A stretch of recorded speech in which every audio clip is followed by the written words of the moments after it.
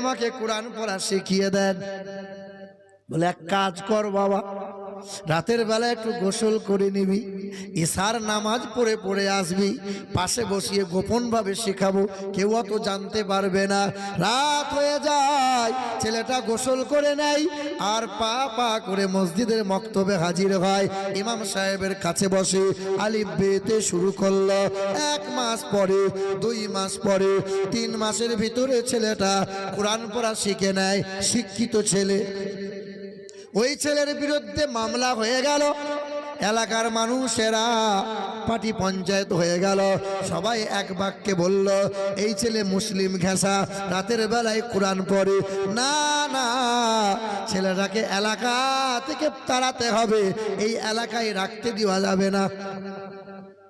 ভাইরা আমার, ওই ছেলের বিরুদ্ধে যেমন নালিশ হলো, পঞ্চায়েতে বসে বিচার হলো, এলাকার নেতা মন্ত্রীরা, এলাকার মানুষেরা সকলে হাজির হলো। ছেলেকে প্রশ্ন করলো, বাবা বল, বাবা বল, হিন্দু ঘরে জন্ম নিয়ে কেন কোরআন পড়িস বাবা? কেন এত নবী নবী করিস কেন বাবা? আরে বেশি দূরকার কথা নয়, কয়েকটা জেলা পার করলে পাবে মেদিনীপুর জেলা, আরামবাগ থেকে যেতে হবে। আহারে, ওই জায়গায় ওই ছেলেটা বলল, আমি বেদ পড়লাম, রামায়ণ পড়লাম, কোরআন পড়লাম, পুরাণ পড়লাম, আমি দেখতে পেলাম নবীর প্রশংসা। বলে কি পেলি? বলে ইন্দ্রজোনা উপস্রোত নামে নরসংসা ভবিষ্যতে। বেদে লেখা আছে, অষ্টগুণ প্রসঙ্গি পজন্তি প্রজ্ঞা চ প্রক্রম চ বহুভাষিতা চ দানং যথা শক্তি কৃতজ্ঞতা চ দ্বাদশং সকল পক্ষস মাধবে মাসি মাধবম জাতং দট্টা সাতু পুতরাং পিতরৌ রুষ্ট মনুষ্য সম্ভালে বিষ্ণু যশাস গিরিগে পা দুর্ভবম। পৃথিবীতে একজনা গুরু আসবেন, তিনি একটা ধর্মের গুরু হবেন না, তিনি হবেন জগৎ গুরু, বিশ্বের মহান নেতা, কল্যাণকর্তা, মানবতার বন্ধু।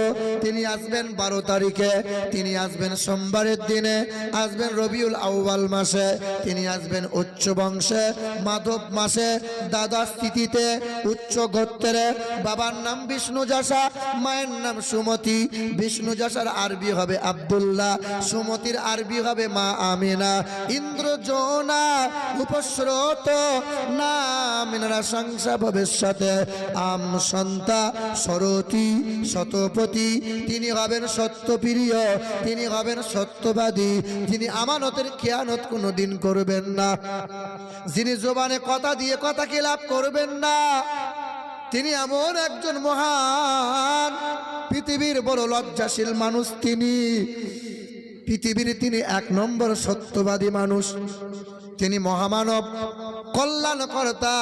নাম এসেছে নরসংসা আম সন্তা সরতি শতপতি মার মেঘে সুন্দরাম মঙ্গলাম নরসংসা। নরসংসার বাংলা করলে হবে প্রশংসিত, আরবি হবে মোহাম্মদ রাসূলুল্লাহ। ওই ছেলেটা বলল, বেদ পুরাণ পড়লাম, নবীকে খুঁজে পেলাম, আমি ছুটে গিয়ে কোরআন পড়লাম। ওই কোরআন পড়ে জানতে পারলাম কোরআন শরীফের পারা নম্বর 29, সূরার নাম সূরা কালাম, আয়াত নম্বর 3, পৃষ্ঠা নম্বর 3, লাইন নম্বর 14।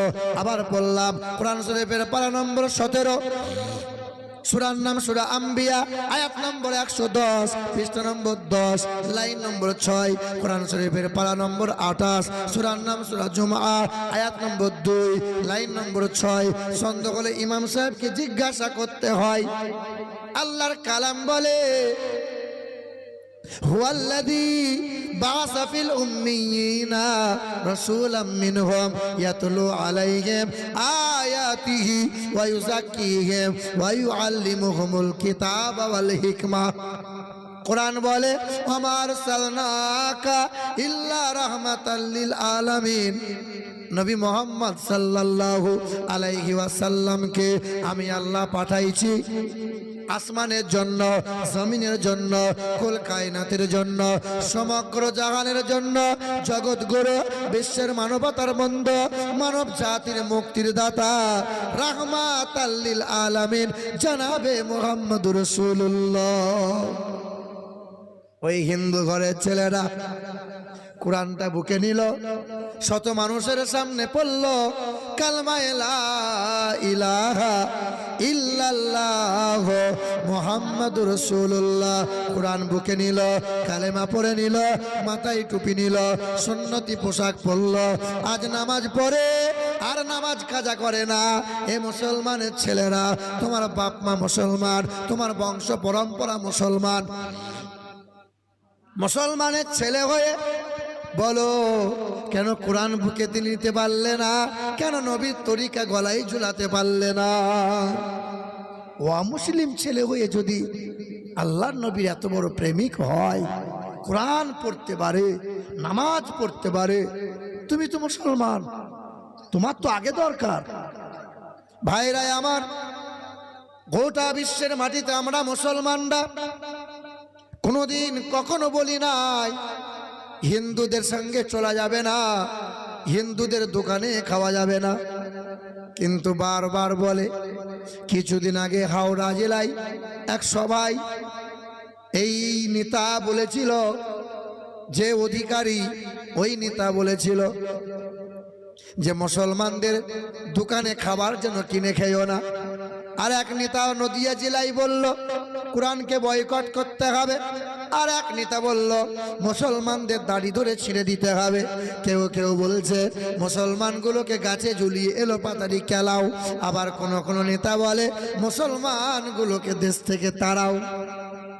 কি গো, কয়েকদিন আগে কলকাতা ব্রিগেডে গীতা পাঠ হচ্ছিল, শুনেছেন না শুনেন নাই? খবর রাখেন না? গীতা পাঠ হচ্ছিল। হায়রে, রাজনৈতিক নেতা যারা গীতা পাঠে মশগুল ছিল, তারা 26-এ ভোট আছে বাবা, বলে মুসলমান তুমি বাবরি করো, আরে হিন্দুরা তোমরা গীতা নিয়ে ব্যস্ত হও, হিন্দু মুসলমান ঝামেলা করতে থাকো। এ বাবাজিরা, ভাইরা আমার, ওই গীতা পাঠের ওই তাদের সভা সমাবেশে এক মুসলমান রেগুলার ব্যবসা করে, প্যাটিস তৈরি করে বিক্রি করে, মানুষ কিনে কিনে খায়। জিজ্ঞাসা করলো তোর নাম কি? বলে আমার নাম অমক, আমি মুসলমান। বলে মুসলমান, তাকে কান ধরে ওঠ বস করানো হয়, মারধর করা হয়, তার মালগুলো ফেলে দেওয়া হয়। মুসলমান বলে এই অত্যাচার, অথচ বেলডাঙ্গার মাটিতে বাবরি মসজিদ হয়, সেখানে হিন্দু ঘরের মেয়ে ছেলে চা বিক্রি করে মুসলমানকে খাওয়ায়। হিন্দু ঘরের মেয়েরা ওই সমাবেশে যায়। হায়রে মুসলমান, আজ আমরা সম্প্রীতি বজায় রাখতে চাই, চাই কি চাই না বাবা? আমরা ঝামেলা পছন্দ করি না। কোরআন বলেছে না, হিন্দু মুসলমান বিভেদ বিচ্ছেদ করো না, কোনো ধর্মকে আঘাত তোমরা করো না। নবী আমার শিখিয়েছেন কোনো জাতি কোনো অমুসলিমকে কষ্ট দিও না। মুসলমান ভাইরা আমার, সালটা ছিল 1929 সাল, যখন ভারত বাংলাদেশ পাকিস্তান এক ছিল। ওই সময় এক বেঈমান রাজপাল মালহোত্রা তার নাম, ওই বেঈমানটা আমার নবীর চরিত্র নিয়ে বই লিখেছিল। বইটার নাম দিয়েছিল রঙ্গিলা রসুল। শুনেছেন আপনারা? শোনেন নাই? রঙ্গিলা রসুল। ওই বইয়ের ভিতরে আমার রসুলকে নিয়ে লিখেছিল মোহাম্মদ চরিত্রহীন, মোহাম্মদ লম্পট। জোরে বলো সুবহানাল্লাহ, নাউজুবিল্লাহ। আমার নবীর চরিত্র নিয়ে কেউ বই লিখবে, মুসলমান সহ্য করা যাবে বাবা? বলো। নবী আমাদের জান, নবী আমাদের ঈমান, নবী আমাদের। এ বাবা রাগ করিও না, এখন এই মুসলমানের ভিতরে অনেক দল বেরিয়েছে। কেউ বলছে দরুদ সালাম করো, কেউ বলছে করবো না। হ্যাঁ বাবা, অনেক দল বেরিয়েছে গ্রামগঞ্জে। কেউ বলছে সবে বরাত করা যাবে, আবার কেউ বলছে করা যাবে না। এক ব্যক্তি বলছিল যে শবে বরাতের রাত জাগার চাইতে বিশ্বালয়ে রাত জাগা অনেক ভালো। জোরে বলেন নাউজুবিল্লাহ। নাউজুবিল্লাহ। হে বাবাজিরা আমার, আবার কেউ বলছে নবী নবী করে লাভ নাই, হাসরের ময়দানে নবী নিজের জন্য কেঁদে অস্থির হয়ে যাবে। আস্তাগফিরুল্লাহ। কেউ আবার বলছে কবরডাঙ্গায় গিয়ে এই মিনহা খলাকনাকুম এই দোয়া পড়ে আর মাটি দেওয়া যাবে না, এই দোয়া পুরাতন হয়ে গেছে। আমরা মৌলবীর এখন নতুন নতুন দোয়া আবিষ্কার করেছি, এইগুলো পড়তে হবে। শোনেন নাই আপনারা বুঝি? হ্যাঁ, বলছে কোরআনে এটা নাই, কোরআনে হাদিসে এটা নাই, দরুদ নাই, সালাম নাই, নবী নবী কোরআন হাদিসে নাই। 1.5 ফুটের বৌমা, হাইট শর্ট। আচ্ছা বাবা, এই শর্ট মানুষগুলো আপনারা কি বলেন? বাউনে বলেন না? আমাদের বর্ধমানের ভাষায় বাউনে বলে। 1.5 ফুটের বৌমা, ক ফুটের? শাশুড়ি জিজ্ঞাসা করছে বৌমা কোথায়? বলে এই তো মা। বলে বৌমা ওই কলসি থেকে একটু পানি নিয়ে এসো তো। 1.5 ফুটের বৌমা কলসিতে পানি আনতে গেছে, তো দেখে কলসির হাইট 4 ফুট। ক ফুট? বৌমায়ের হাইট ক ফুট? 1.5 ফুট। 1.5 ফুটের বৌমা যখন কলসিতে দেখতে গেছে পানি আছে না নাই, তো এইরকম দেখতে গেছে আর গলার হাড়টা তুলে কলসিতে পড়ে গেছে। কথা শুনছেন? গলার হাড় যখন কলসিতে পড়ে গেছে, এ শুধু খুঁজছে, কিন্তু গলার মালাটা আর খুঁজে পাচ্ছে না। শাশুড়ি জিজ্ঞাসা করছে বৌমা কি ব্যাপার? বলে মা একটু দাঁড়াও, পানি নিয়ে যাব, কিন্তু ঘন্টা খানিক ধরে গলার মালাটা খুঁজছে, পাচ্ছি না। বলে নদীতে পড়ে নাই, কলসিতে পড়েছে, খুঁজে পাবে না কেন? বলে খুঁজে পাবো কি করে, তোমাদের গ্রামের কলসিগুলোর তলা নাই। কি নাই? কলসির আবার তলা থাকবে না? এটা বল যে আমি লাগাল পাচ্ছি না। কি বলে? তলা নাই। হ্যাঁ, বল যে আমার হাত ছোট, আমি শর্ট, আমি লাগাল পাচ্ছি না। 1.5 ফুটের বৌমা 4 ফুট লাগাল পাই? বলে না যে কোরআন হাদিস আমরা পাচ্ছি না গো, খুঁজে বার করে দাও। বলে নাই, নাই, তলা নাই। আরে বল না যে লাগাল পাচ্ছি না। খ্যাপা কথা খালি বলছে কোরআনে এটা নাই, কোরআনে ওটা নাই। 1000 দলিল দিয়ে যাবে। এই যে আগামীকাল দেখবেন মুফতি জাহাঙ্গীর আসবে, 1000 দলিল দিয়ে যাবে, মানবে না, মানবেই না। মুসলমান বাবাজিরা ভাইরা আমার, এ নওজোয়ান তরুণেরা কেউ কষ্ট নিও না, কাউকে আঘাত করার জন্য বলছে না বাবা। তুমি তোমার জায়গা বেছে নিয়েছো, আমি আমার জায়গা বেছে নিয়েছি। আল্লাহর কসম করে বলি, এই বুকে আছে 30 পারা কোরআন। আমি আমিনুল ইসলাম নবী নবী নবী নবী নবী নবী করে যদি নাজাত পাওয়া না যেত, দরুদ ও সালাম যদি পড়তে না হতো, আল্লাহর কসম এই বুকে 30 পারা কোরআন রেখে ওই দরুদ ও সালাম পড়তাম না।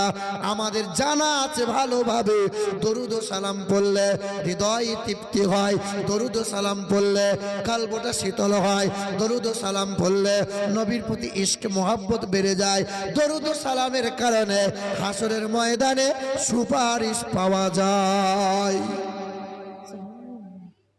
বাবাজিরা ভাইরা আমার, সালটা কত বলছিলাম? 1929 সাল। ওই সময় বেঈমান রাজপাল মালহোত্রা বই লিখলো, বইটার নাম দিল রঙ্গিলা রসুল। ওই সময় কেউ প্রতিবাদ করে না, তবে 20 বছর এক নওজোয়ান যুবক, ছেলেটার বুকে ছিল 30 পারা কোরআন, হাফেজে কোরআন ছিল। নওজোয়ান 20 বছরের ছেলে, গরিব ঘরের ছেলে, ছেলেটার নাম ছিল ইলমুদ্দিন। বাজার গিয়েছিল, বইটা কিনে নিয়ে এলো। রাতের বেলায় চোখের পানি ফেলে বই পড়ে, কান্না শুরু করে দিল। মা বলে খোকা কাঁদিস না রে বাপ। ছেলে বলে মা কেমনে মেনে নেওয়া যায়, আমার রাসূলের চরিত্র নিয়ে কটূক্তি করে। না মা না, আল্লাহর বান্দা কখনো মেনে নিতে পারে না। মা বড় নেককারিনী ছিল। মাটি ভালো হলে গাছ ভালো হয়, গাছ যদি ভালো হয় অটোমেটিক ফলন হবে ভালো, মা যদি ভালো হয় বাচ্চা হবে ভালো। আমারও মা যেমন একজন মা, খাজা বাবার মাও তো একজন মা। আমি যখন ছোট্ট ছিলাম এদের মতো, এই বাচ্চাগুলোর মতো যখন মাদ্রাসায় পড়তাম, 1 মাস 2 মাস পর যখন বাড়ি ফিরে আসতাম, থাকতে চাইতাম, যেতে মন হতো না মাদ্রাসায়। তেমন মার, শিক্ষকদের মারের ভয়। মা শুধু বলতো ছেলেটা আর 2 দিন থাক, বাপ বলতো না ছেলে রাখা যাবে না। মা যখন আমি মাকে সালাম দিয়ে বিদায় নিতাম, মা 2 রাকাত নফল নামাজ পড়ে মাথায় ফুঁক দিত আর আল্লাহর কাছে 2 হাত তুলে মুনাজাত করে বলতো, ওগো দয়ার মালিক আল্লাহ, সন্তানকে তোমার রাগে দিয়েছি গো মালিক আল্লাহ, সন্তানের বুকে 30 পারা কোরআন তুমি ভরে দাও। হাসরের ময়দানে তোমার নবী পাকের ঘোষণা, হাফেজে কোরআন যারা হবে বাপ মা নূরের তাজ মাথায় পাবে, তারা হতাশা হবে না। মাদ্রাসা তালবিলিম যারা হয় একটু বিচক্ষণ হয়, তারা দুষ্টু টাইপের হয়, ভাই কি হয় না? দেখবেন বাপের যে ছেলেটা বদ, বাপ সামলাতে পারছে না, ওই ছেলেটাকে মাদ্রাসায় দেয়, যে মৌলবি তুই ঝামেলা পোয়া। কি গো, ঝামেলা মৌলবি তুই সামলা।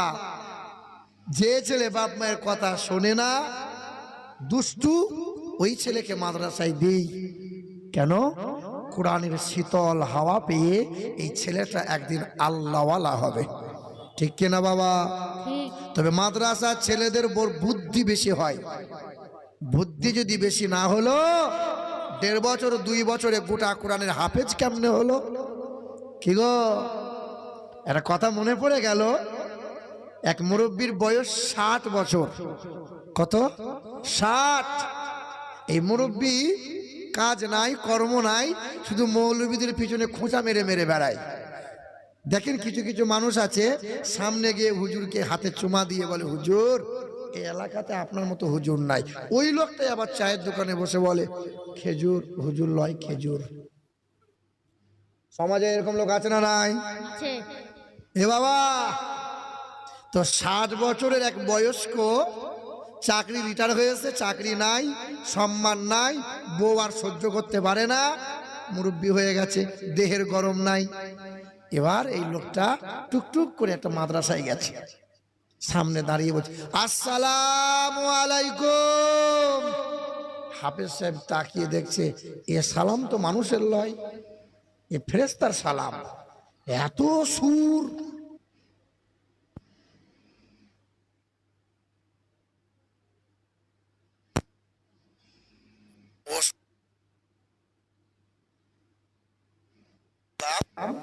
তখন আমার ঘড়িতে বাজে 8টা।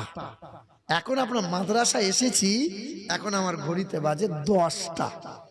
হাফেজ সাহেব ছেলেগুলোকে পড়াচ্ছিল, 10 বছর 12 বছরের ছেলে সব কোরআন পড়ছে, ছেলেদের বিচক্ষণ বুদ্ধি। এ বাবা, তা আমার যদি বাড়ি থেকে আসতে মাদ্রাসায় 2 ঘন্টা সময় লাগে, বলো তো হাফেজ সাহেব আমার বয়স কত? তা হাফেজ সাহেব সাদাসিধে মানুষ, বলে আপনার বয়স আপনি জানেন, আপনার বয়স আমি কি করে জানবো? যারা আগে লেখাপড়া করেছেন ক্লাস 3-তে না 4-এ একটা অঙ্ক আছে, পুত্রের বয়স এত হলে পিতার বয়স কত, আছে না নাই? এ বাবা জিরা ভাই রাম, এই যে অঙ্ক, এ কিন্তু এই হিসেব করে প্রশ্ন করেছে, আমার বাড়ি থেকে আসতে যদি 2 ঘন্টা সময় লাগে, আমার বয়স কত, আমার বয়স কত? তা হাফেজ সাহেব সাদাসিধে লোক, মাদ্রাসার তালবিলিমটা টুক করে হাত তুলেছে, বলে বাবা তুই কি বলবি? বলে হুজুর এর উত্তরটা আমি দেবো। তো দে। তো মাদ্রাসার তালবিলিম 10 বছরের ছেলে তখন বলছে, চাচা আপনার বয়স এখন 60 বছর। এই বয়স্ক মুরব্বী লোক চিন্তা করছে, এই বাচ্চা ছেলেটা জানলো কি করে? তালবিলিম ছেলে, তুই কি করে জানলি বাবা? আমার বয়স এখন 60 বছর।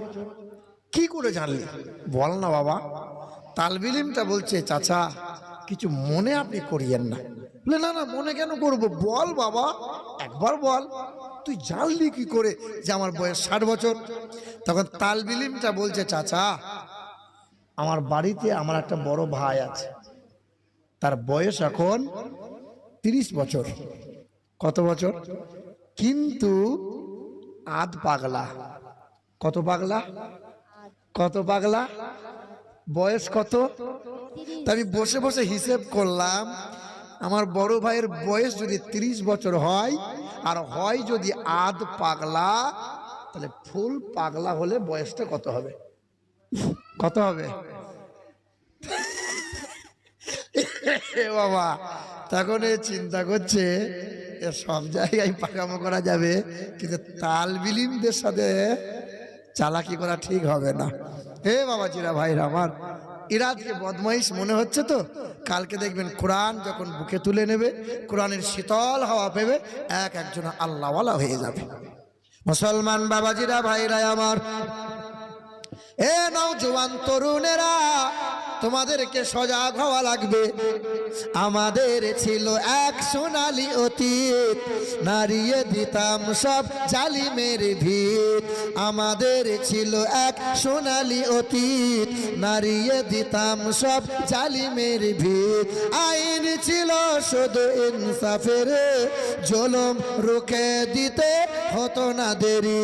আমাদের সে অতীত হারিয়ে গেছে, আমাদের সে অতীত হারিয়ে গেছে। মাজলুম আজ তাই কেঁদে মরে, হারিয়েছি যা তা কি পাবো ফিরে। তুমি না জাগিলে তাকে ফিরাবে কে?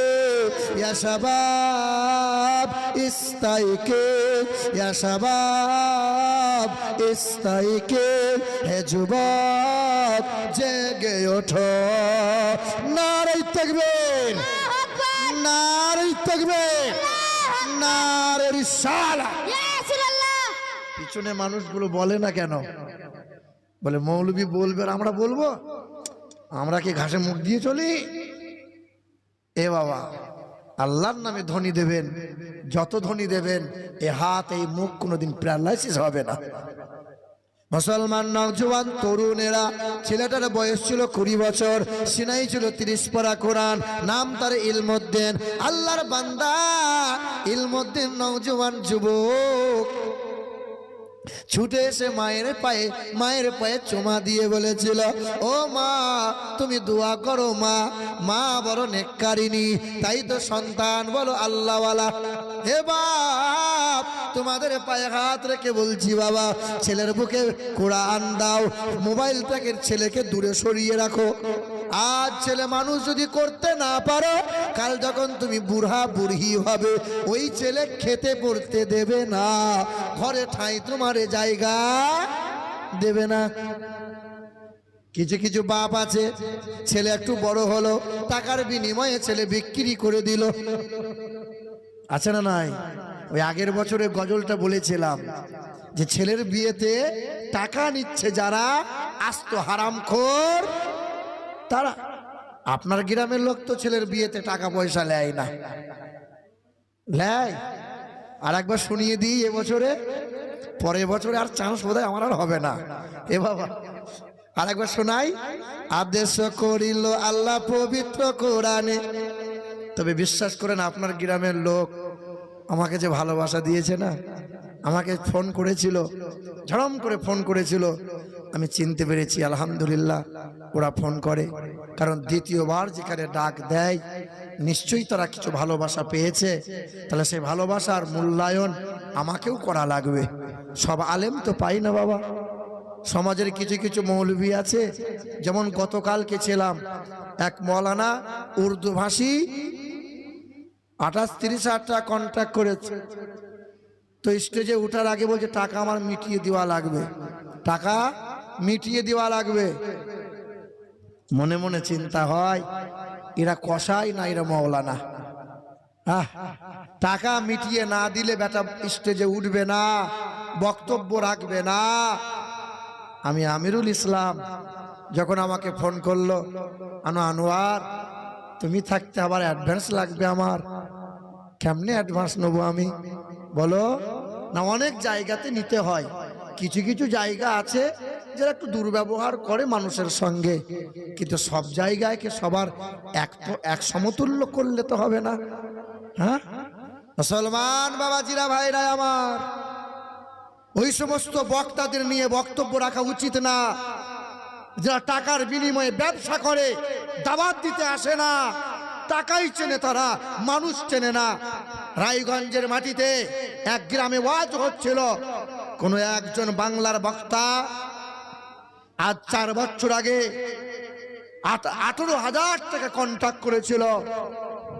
ভাইরা আমার, গরিব গ্রাম আমি জানি, ছোট্ট মসজিদ আছে, মসজিদটা ভেঙে শহীদ করে নতুন করে করবে তারা।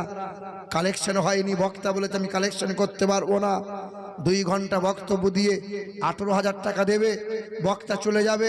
কমিটির লোক এসে বলল, হুজুর 2,000 টাকা কম হচ্ছে, আমিরুল ইসলামের টাকাটা কদিন পরে দেবো, আমার টাকা বাকি, আমার টাকা ধার। কারণ জানে আমিরুল ইসলাম নরম, অসুবিধা নাই, কিন্তু ও মাল গরম। 2,000 টাকা কম দিয়েছিল, টাকাটা হুজুরের পকেটে গুঁজে দিয়েছে। টাকাটা বার করে কেশিয়ারের মুখে ছুঁড়ে দিয়ে বলল, 1 টাকা যদি কম হয় হাসরের ময়দানে দেখে নেবো। সেদিন আমি মনে মনে ভাবছিলাম, মৌলবীর বাপ তো হাসরের ময়দান কিনে রেখে দিয়েছে, মৌলবী দেখবে। আর এই লোকগুলোর হাসরে ময়দান নাই।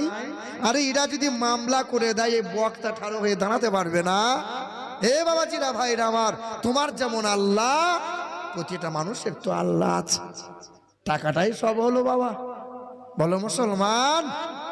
আমার শিক্ষিত বন্ধুরা, আমার সুধী মানুষেরা, এই ইউটিউবাররা কাল আমার ওয়াজটা কাটিং করে ছেড়ে দেবে, কিছু কিছু মৌলবীরা আমাকে গাল দেবে, তা দিকে অসুবিধা কি আছে? হ্যাঁ মুসলমান ভাইরা আমার, এই মালদাহ জেলায় শুনে রেখে দেন, মালদাহ জেলায় আপনার স্টেশন থেকে 2 কিলোমিটার দূরে আরাপুর বলে একটা জায়গা আছে। আরাপুরের কাছাকাছি এক গ্রামে ওয়াজ করতে এসেছি। গরমের মৌসুম ছিল। কমিটির লোক বলছে, হুজুর লোকমান শেখের 2 তলার বাড়িতে এসি রুমে বসার ব্যবস্থা করেছি।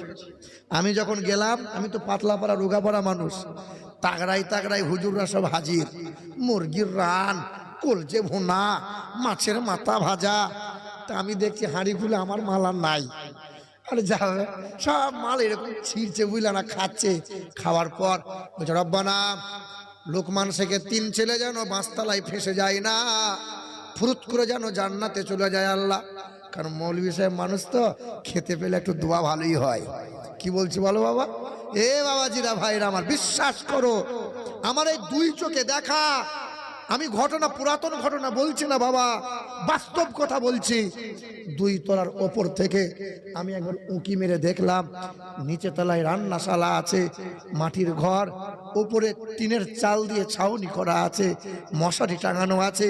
মশারির ভেতরে ভাবলাম হয়তো গরু ছাগল আছে, কিন্তু না, মানুষ মনে হচ্ছে। ছুটে গিয়ে সালাম দিলাম, জিজ্ঞাসা করলাম, বাপ আপনি কে? বলে, আমার নাম লোকমান শেখ, আমার 3 ছেলে বাপ। এমন একটা সময় গিয়েছিল, দিন মাথার ঘাম পায়ে পেলে রক্ত পানি করে পরের বাড়িতে কাজ করে রাত দিন মেহনত করেছিলাম, নিজে না খেয়েছিলাম। ছেলেদেরকে কোনোদিন অনাহারে রাখি নাই, কষ্ট করে ছেলে মানুষ করলাম। 3 ছেলে বড় হলো, রাজমিস্ত্রি কন্ট্রাক্টরে কাজ করে, রোজগার করে 2 তলা বিল্ডিং করলো, 6টা রুম করেছে। 3 ছেলের বিয়ে দিলাম, 2টা করে ভাগ করে নিল। আমাদের বুড়ো বুড়ি, আমার বাপ মা, আমরা তখন আমার 3 ছেলে হাতটা ধরে বলল, বুড়ো বয়সে এই মার্বেলওয়ালা ঘরে শুলে ঠান্ডা লেগে যাবে, কদিন আর বাঁচবে, রান্নাশালায় চালাও। আজকে গ্রামে জলসা হচ্ছে বাবা, প্রতিটা ঘরে কত সুন্দর খাবারের আয়োজন, কত মানুষ খাবার খায়, কত আলেম মৌলানারা খাবার খাচ্ছে। আমার 3 ছেলেকে জান্নাতে পাঠাচ্ছে, আর আমরা বুড়ো বুড়ি বসে বসে চাল ভাজা খাচ্ছি। বলো বলো।